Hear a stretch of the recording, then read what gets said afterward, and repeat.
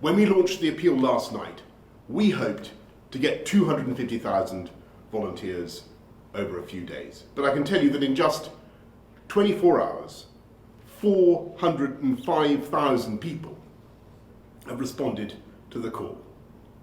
They will be driving medicines from pharmacies to patients. They'll be bringing patients home from hospital. Very importantly, they'll be making regular phone calls to check on and support people who are staying on their own at home. And they will be absolutely crucial in the fight against this virus. That is already, in one day, as many volunteers as the population of Coventry. And so, to all of you and to all the former NHS staff who are coming back now into the service, I say thank you on behalf of the entire country. Welcome to the video, guys. So you heard it there, the great British spirit is still alive in this country today, with the government's call for 250,000 volunteers being smashed in less than 24 hours, with it now standing well over 500,000 total volunteers to help the battle against this human malware. Now, most of you likely know I personally think the government should have done more much earlier on, like closing the borders, but what's done is done, I guess. But it's certainly a heartwarming notion to know that 500,000 people in Great Britain have put themselves forward to help out where they can, with the BBC headline reading, "Thousands volunteer to help the NHS with the vulnerable." The number of people who have volunteered to help the NHS in its fight against human malware has passed 500,000, double the government's recruitment target. Speaking at his daily news conference, PM Boris Johnson said all 504,303 could now play an absolutely crucial role. The helpers are needed for delivering food and medicines, driving patients to appointments, and phoning the isolated, as you heard in the short clip we played at the beginning of the video. The scheme is one of a number aimed at relieving pressure on the NHS, which, if I remember right, I did actually see a report yesterday saying the NHS should be able to cope with this situation now. I don't know how true that is, but I guess time will tell. Mr. Johnson said he wanted to offer a special thank you to everyone who has now volunteered to help the NHS. About 11,000 former medics have also agreed to return to the health service, and more than 24,000 final year student nurses and medics will join them. Stephen Powis, NHS England Medical Director, said there had been outbreaks of altruism, and he was bowled over by the medics returning to the front line and response from volunteers. And I would say I'd be bowled over by it, but I did know that the British people were capable of stepping up to the mark even in this day and age. This comes as it was confirmed Prince Charles, the 71-year-old heir to the throne, tested positive for human malware after displaying mild symptoms. He is now self-isolating at home in Scotland with the Duchess of Cornwall, who tested negative, which is rather funny. How does one have it and not the other? But I don't know, I'm not a virologist or a doctor.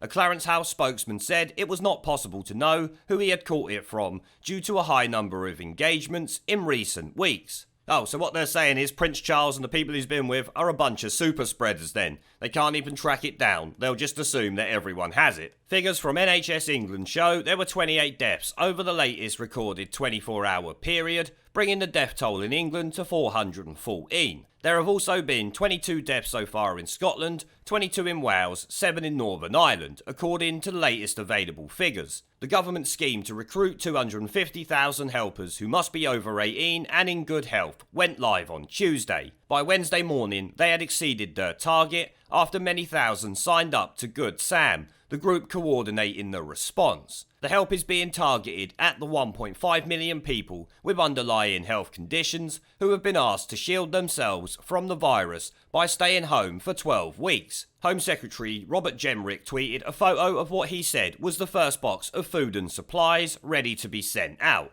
which you can see there. There are now calls to replicate the volunteering scheme, which is currently only for those in England, in Wales. And I would have assumed they would have done that anyway, but they probably will now. Meanwhile, Parliament has shut down until the 21st of April at the earliest, after sweeping emergency powers to tackle the human malware crisis were passed. Now, I can understand why they've done that, if I don't think it's a bit shifty, given the fact that the government can't be held to account, although, technically, they have a massive majority. They can't really be held to account by the MPs in Parliament anyway. Health Secretary Matt Hancock told MPs the emergency legislation will allow extraordinary measures never seen in peacetime in the UK. And here it just talks about some of the people volunteering. I'm not going over that. Well done to them, but you don't need promotion here. 500,000 people did it. You few don't deserve any more promotion than anyone else. On Tuesday, it was also announced that the NHS will treat human malware patients in a makeshift field hospital in the ExCeL Centre in East London. There has been widespread concern and anger at the shortages of personal protective equipment for doctors and nurses. At Prime Minister's questions, Labour leader and snivelling shitweasel Jeremy Corbyn said the Healthcare Supply Association had been forced to use Twitter to ask DIY shops to donate equipment to NHS staff. The Prime Minister said he has been assured stocks are on the way, saying the army had distributed 7.5 million pieces of equipment in the past 24 hours. Which is like I said to everyone who thought the army would be on the streets policing the civilians. No, they will be there to help the NHS. At the moment, it seems that is true. Could change in future, depending on how people act and what the government decide to do. The government is also facing growing pressure to stop non-essential construction work to help tackle the spread of human malware in the UK. On Tuesday, Mr Hancock said those who cannot do their jobs from home should go to work to keep the country running, and construction work could continue so long as people were 2 metres apart or 6.5 feet. But critics said public health should be prioritised over the economy, and I would suggest it has. People can still go to work, though I think there has been some mistakes made about the way they're going about it. Take the stone cold loser Sadiq Khan halving the amount of trains on the underground in London when he knows people still need to get to work even if they're just key workers. Halving capacity on the tube was always going to create a sardine tin,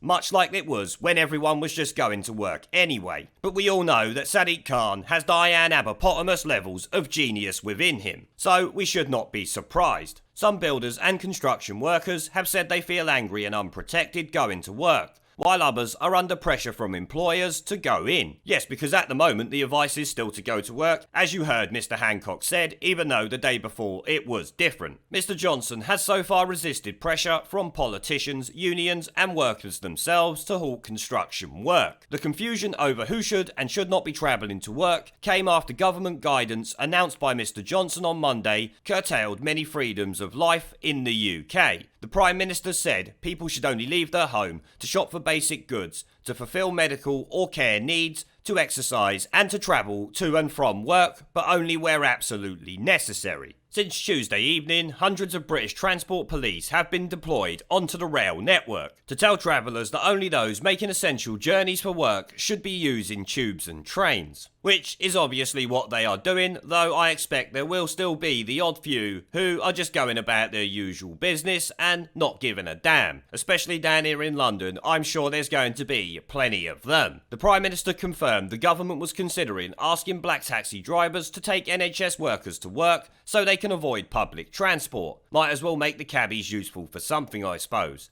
Public services are coming under increasing strain. London Ambulance Service said it was receiving 8,000 calls a day, up 3,000 on a very busy day before the human malware situation. Meanwhile, calls to the 111 service have increased by up to 400%. And here we have something that could be concerning. Meanwhile, the government is considering the early release of some prisoners in England and Wales to relieve pressure, which I do understand. But my question is, what sort of prisoners are you letting out for early release? We already know the sort that have been released early and the things that they went on to do when they come out. So they need to be very careful about this. Justice Secretary Robert Buckland said the malware posed an acute risk in prisons, many of which were overcrowded and faced staff shortages as officers self-isolate. Some 19 inmates have now tested positive for the human malware in 10 different prisons. So there's a bunch of varying information in that article, some good things, some bad things in my opinion, but I'm not a scientist or a doctor, so I'm literally just giving an opinion. I know very little about medical fact, that is for sure, and never will I pretend that I don't. But I think it's an important thing that 500,000 people in this country have stepped up to the mark, although it's probably increased by now, as they have not updated this article. It could well be over 600 or 700,000 by now, proving, like I said earlier, that the great British Bulldog spirit still lives on, and the people of this country will step up to the mark when required. So, well done to them. Now before I go, I've started doing live streams and uploading gaming content on my second channel.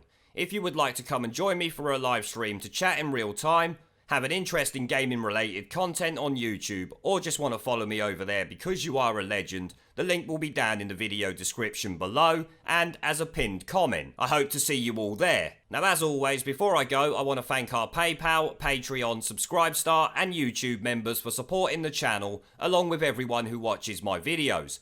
Remember to let me know what you guys think down in the comment section below. Leave a like, subscribe with the notification bell and share this video as it helps the channel a lot. And I will see you all in the next one. There is a pattern consistent throughout history of oppressed people turning on the oppressors. Slaves against their owners, the peasantry against the feudal barons, colonies, Mr. Verhofstadt, against their empires. And that is why Britain is leaving. And it doesn't matter which language you use, we are going and we are glad to be going. We're off.